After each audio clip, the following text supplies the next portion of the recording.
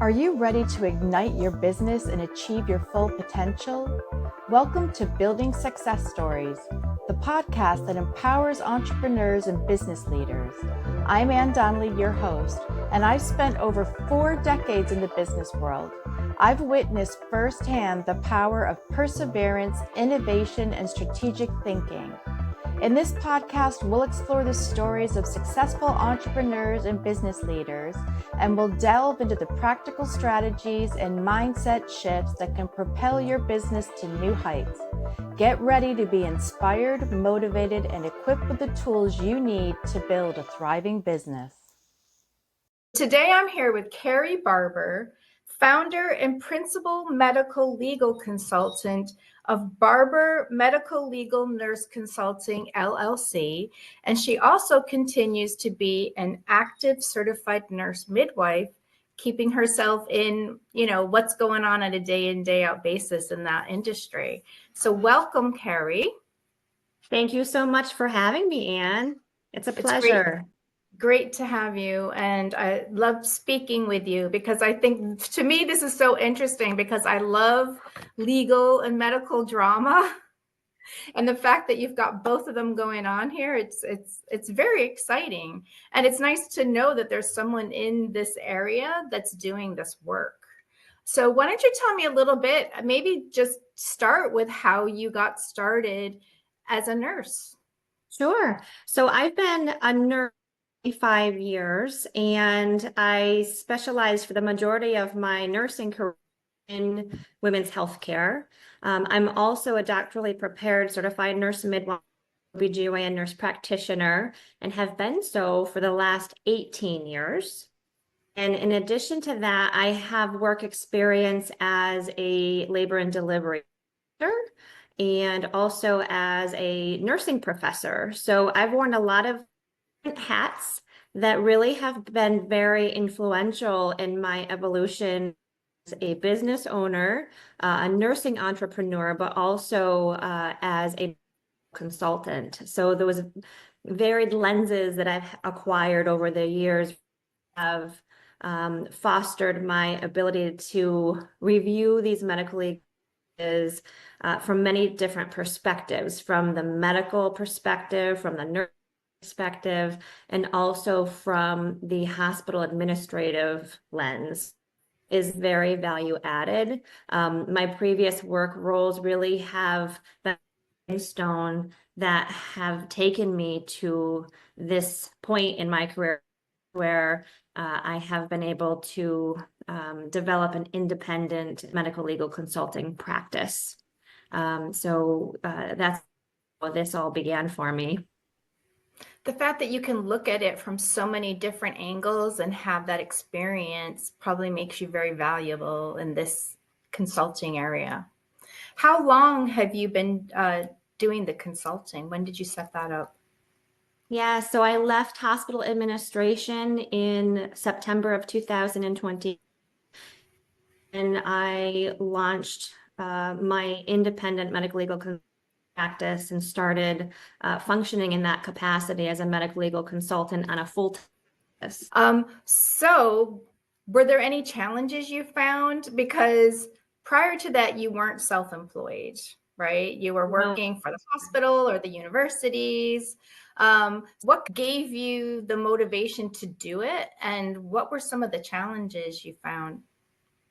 Work changed from hospital administration and clinically working as a per diem sort of midwife for a hospital organization to going into academia. It was during that transition point where when I was starting in academia and I launched my medical legal consulting practice. And I was never an entrepreneur, and in nursing and in graduate school, you really don't learn the nuances, if you will, business ownership and management. And so there were a lot of learning curves.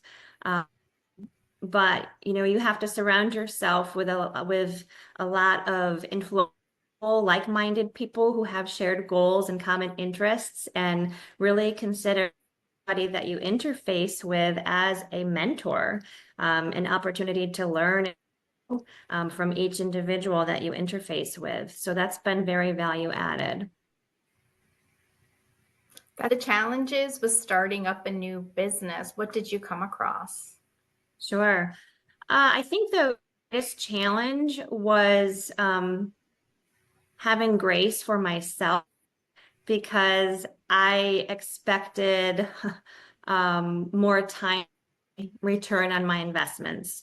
And so I was naive to the of ongoing marketing and networking and the need for just constant efforts to connect with potential clients and other individuals in the industry that can be supportive.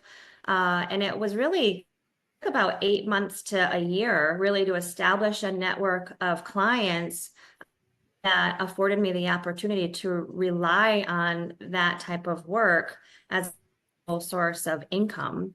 And so, I think that was the challenge, was me expecting immediacy, and to be learning to have grace for the process and for myself, and just trust the process, and really not having a something to fall back on.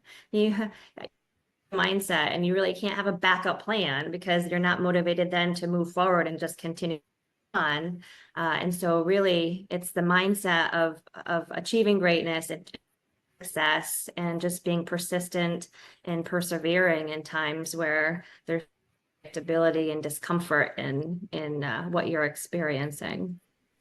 That's great advice, because it's a very typical starting up experience, I think. Absolutely. Because everybody's in love with their own idea.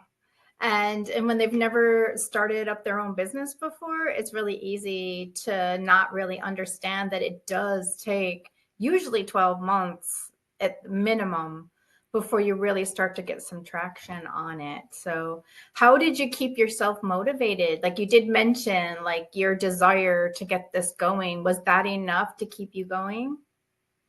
Yes, I think that the mindset was very important in maintaining that mindset of great and excellence, and striving for excellence every day, and just making a commitment to do something every day to develop your business. And for me, that was networking. I identified a certain day of every week where I was going to that for networking, and I designated one day a week for marketing. And I made a commitment to attend a number of different medical legal conferences, and to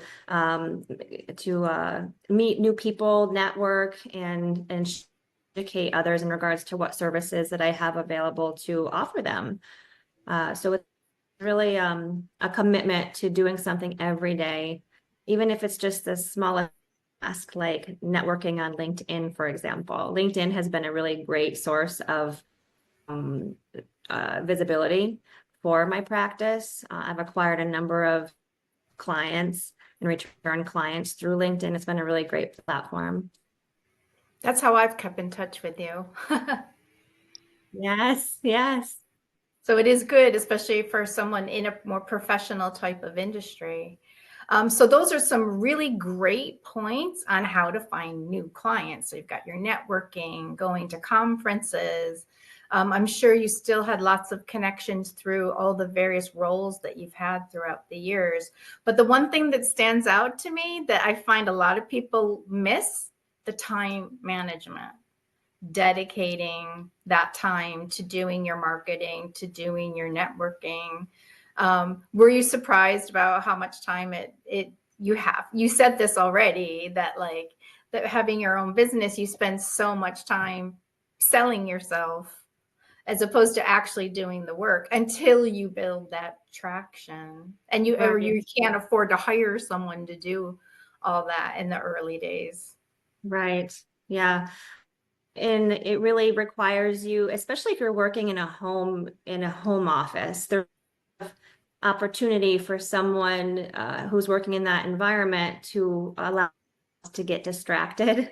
And you really cannot allow yourself to get distracted. You have to have a period of time where you commit yourself to doing certain work tasks and not allow yourself to get distracted by the everyday activity, because you won't have success in what you're doing. You really need to commit and 100% of yourself to a successful business.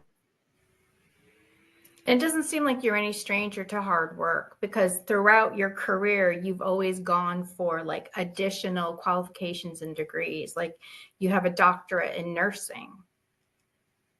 So, I think that shows really well that like you're somebody that must manage your time well, because you're always striving to do more and get more qualifications, get more experience. You're actually getting clients and doing this work. Was it like you imagined it would be? Yes and no. I feel that I was not aware of the amount of fulfillment and joy that I would acquire from this type of work. I've always been a very hands-on clinician. I've always worked in a hospital setting and rendered hands-on clinical care to my patients, and I still in a per diem role as a midwife. But I find that that I have that utilize my medical legal consulting service are so appreciative of my work, and they are grateful and they communicate their gratitude. And it's really, you don't feel that level of gratitude, appreciation in a clinical setting, just probably because it's just so busy in the clinical setting. It's busy in the medical legal world too. But that was a surprise to me, is full of gratitude and appreciation that the legal team has for your role as a medical legal consultant or a testifying expert also. That kind of shows, I guess, the big difference between the medical field and the legal field, because the medical field is, like you said, so fast paced and there's so many other things that you're looking for. Because I'm assuming that a lot of your work was involved with delivering babies in the past. Yes. People would be very grateful. I know I was very grateful of all the midwives around me when I had my kids, because I was like, I needed them. But yeah, like you said, there's like then the baby's there, and then there's all these other things to do. You just want to kind of get on with it, and then you've got another baby to deliver right after that. So right, and it is very fast paced, and certainly I've received a lot of gratitude from my patients and my families, and it's wonderful. However, there's a difference in regards to the relationship building and fostering, nurturing, and continuation with my clients and the legal team. I have a great number of return clients, and the relationships that I have built with them are wonderful. And the fact that they are at a point in their career where they are comfortable enough with my work product and my quality of work that they are referring others to me, that speaks volumes. And I certainly think that referrals are the greatest compliment. So the fact that a good number of my return clients are now referring others to my services really speaks volume of the quality of work that I provide. And it feels good. now, one thing that I advise my clients is to actively seek referrals, especially from your A clients, your good clients, because they would tend to refer other A clients. Do you do that, or do you find you're not really needing to even ask? I really don't need to ask, because a lot of my work comes from word of mouth. But like I said earlier, you need to be in the mindset of continuously marketing and networking. And so periodically, if in the event, not if, but when I have a conversation with one of my clients and he or she is speaking positively of the experience that they had with my interaction with them or the work product that I provided, I'll take that opportunity to say, hey, do you think that you would mind writing a testimonial? And I use testimonials, client testimonials on my webpage and in marketing approaches, but also I'll request a referral. So certainly that's something that you have to do. I mean, I feel like it's a very value-added approach to continuing to build your client base, regardless of the amount of work or continued client base that you have or repeat client base that you have. Now, we haven't yet really talked about what you're doing specifically in the consulting business, because there's a number of different ways that you help people. So can you tell us a little bit about each of those services that you offer and who your clients are? Sure. So the majority of my clients are plaintiff and defense attorneys. I certainly market to insurance companies and hospital organizations and government agencies as well. And so the work that we do is twofold. So we serve as consulting experts, so medical legal consulting, and naturally the specialization has evolved to be really specific to maternal, neonatal, and fetal birth injury and wrongful death, just based on my clinical background as a certified nurse midwife. So we serve as a consulting expert in that you can provide a range of services. There's a multitude of services, and I strive to individualize the scope of work based on the needs of my clients. So if they're looking to retain my services as a consulting expert or a behind the scenes expert, then what that looks like is they will provide me records to review. And I will provide what's called a merit review. So I'll review the records and identify if there are any signs of negligence by the part of the hospital organization or individual providers or nurses. And then we can help with case development. So the development of deposition questions, trial preparation, the performance of literature searches to help with our legal team in developing a medical legal case if in the event there's evidence of negligence. And then if in the event they choose to retain my services as a testifying expert specific to a litigation involving a certified nurse midwife or an OB nurse or a hospital perinatal team, then they certainly can retain me as a testifying expert as well. So there's a multitude of ranges. And in addition to that, Barber Medical Legal Nurse Consulting is also a approved and accredited continuing education provider.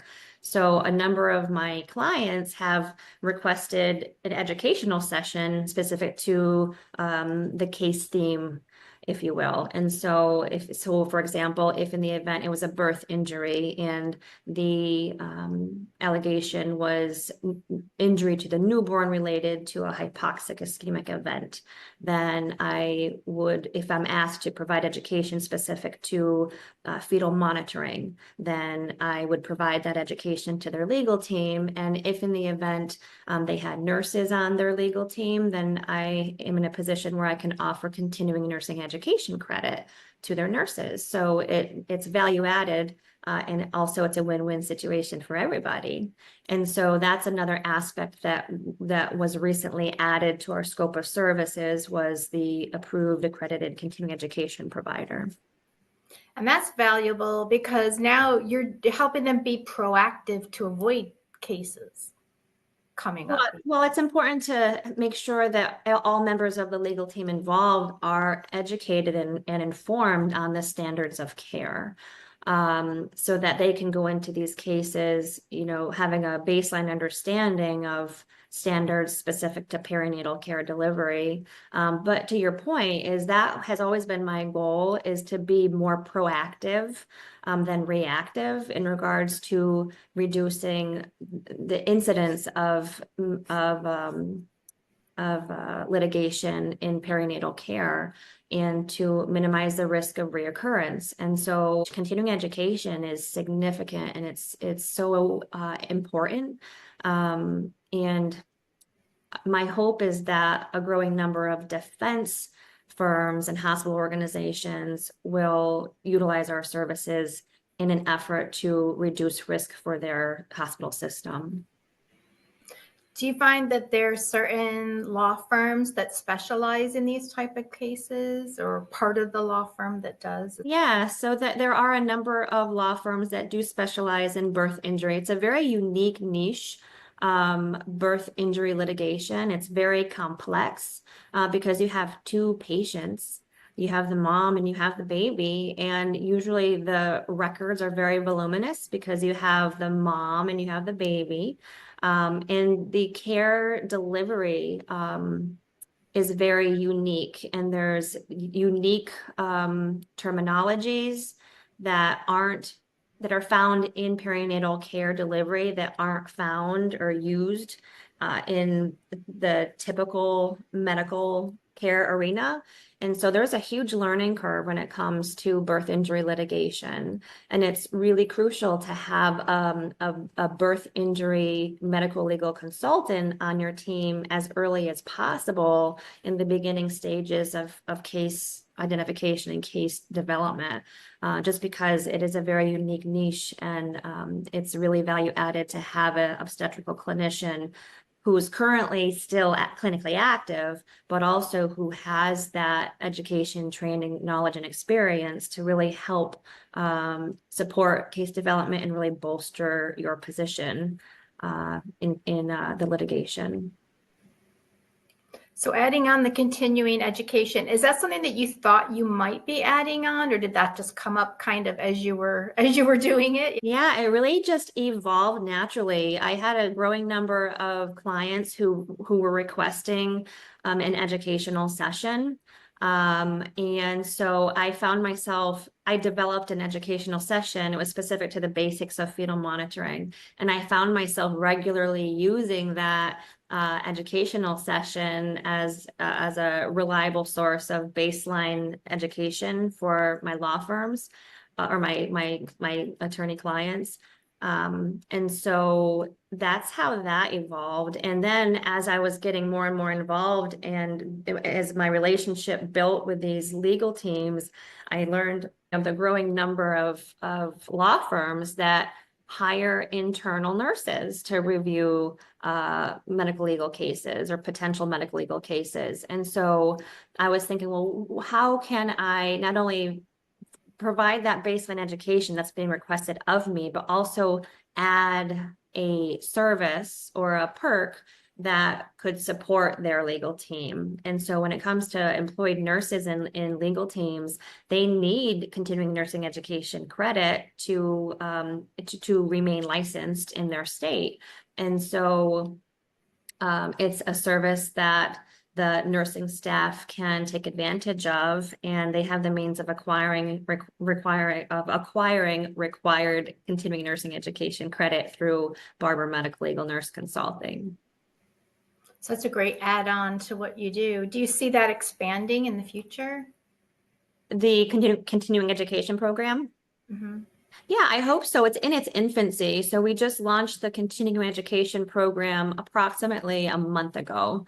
And my hope is that it does evolve to be even greater, in that there are a growing number. My hope is that there's a growing number of legal teams and hospital organizations and insurance companies that would like to retain my services as a continuing education provider, to provide a educational session for a larger group of people, either in person or live remote by means of Zoom. And certainly that is a service that is available now, but to date it really hasn't been taken advantage of. It's really been more one-on-one Zoom sessions or Zoom educational sessions predominantly, rather than in person. Have you thought about doing any sort of like self-paced, video-based stuff that might be more scalable for you? Yeah, so that's predominantly what's offered right now through our continuing education program, is self-paced webinars whereby the individual student can perform that educational session at their own time in the comfort of their own home or wherever they may be. So that's predominantly what's being offered, or not offered. All modes of education are offered currently, but the one mode that's currently the most popular is the self-paced learning sessions. I guess that's easier for people. Sure. But that could be something that could really take off and not be dependent on your time, except for setting it all up. But what you could get a team in to help you with that once it gets to a certain point. Right. So that could be a whole other way to go. But are your clients mostly in the upstate New York area where we are, or is it? No, I have a good number of clients in New York State. However, my services are stretched throughout the nation. And so we are available to collaborate with plaintiff and defense attorneys across the nation, regardless of me being licensed in New York State. That's not a barrier to being able to offer our medical legal consulting services to different states. Because you're not performing medical services, you're just consulting. So you're not a legal professional. Correct. Yeah. Are the laws similar around the country? I won't speak to across the country on an international level, but nationally, there are there are variations in regards to serving as a testifying expert. Really, there's commonality across the nations in regards to the role that I provide as a consulting expert. But when it comes to me serving as a testifying expert, there are some variations from state to state. Mm-hmm. But that's down to the law firm to advise you on that, the legal Correct. of it, and you're just giving them the input as to what's happened in the whole medical case. Correct. Yes. Okay. That's so interesting. Do you have anything else that you're planning on moving into or expanding in the future? At this time, no. I really want to focus on continuing to service my attorney clients based on the needs of their law firm. And we've had a growing number of clients and a continuing, we have a lot of repeat or return clients. So that's wonderful. And a lot of that has come from word of mouth.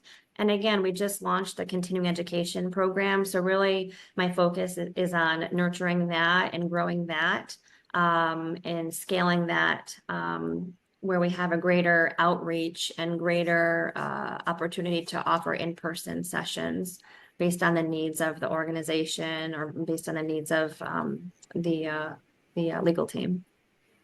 So if someone's interested in working with you, what's the best way for them to go about that? Sure.